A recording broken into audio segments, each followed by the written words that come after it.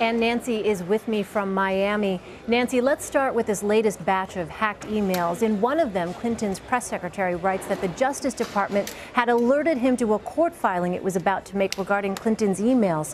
What's been the campaign's response?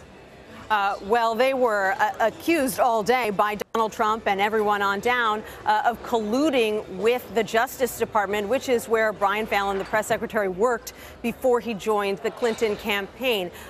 He and other campaign aides pushed back very vigorously. They say this is information that was publicly available. So, yes, he got a heads up, but he could have just as easily found it out in any number of ways. Are these emails likely to have any impact on support for Clinton? It's hard to say, Elaine. You know, there are a lot of emails in this batch that have to do with people who are fans of Hillary Clinton, high-profile supporters, and aides within her campaign saying that they wish that her message could be tweaked this way or that way. And that's the kind of thing you never want to get public. It's essentially the sausage making of any major campaign going on, where you're constantly trying to spin your positions, figure out if you need to tweak your positions. That kind of thing is sort of dirty laundry that nobody likes to have out there in the open. At the same time, none of it is all that shocking.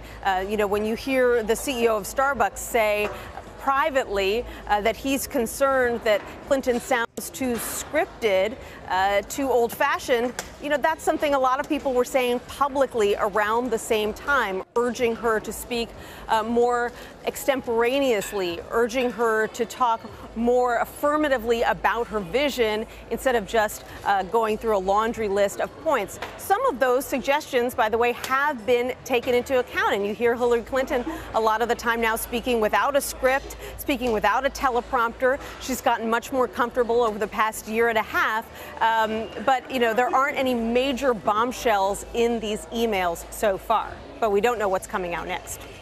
All right, Nancy, as we saw, Clinton campaigned with former Vice President Al Gore. Their personal history has been described as competitive and icy. Why use Gore as a surrogate, and why now?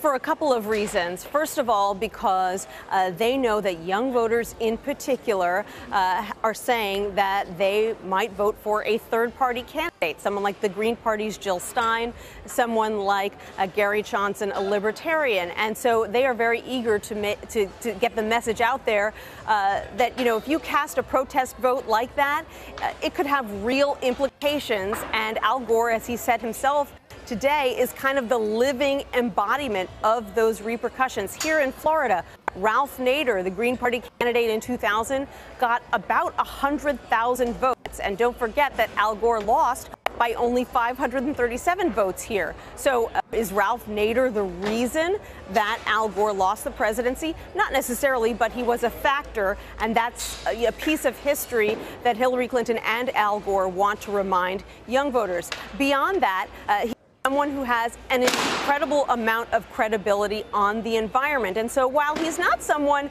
who's necessarily incredibly well known among millennials, he even said today, look, a lot of you probably don't remember the vote in 2000. He is someone who's known for caring about the environment. And in a lot of polls, young people say that the environment is their #1 issue. All right, Nancy Cordes on the campaign trail. Nancy, thank you.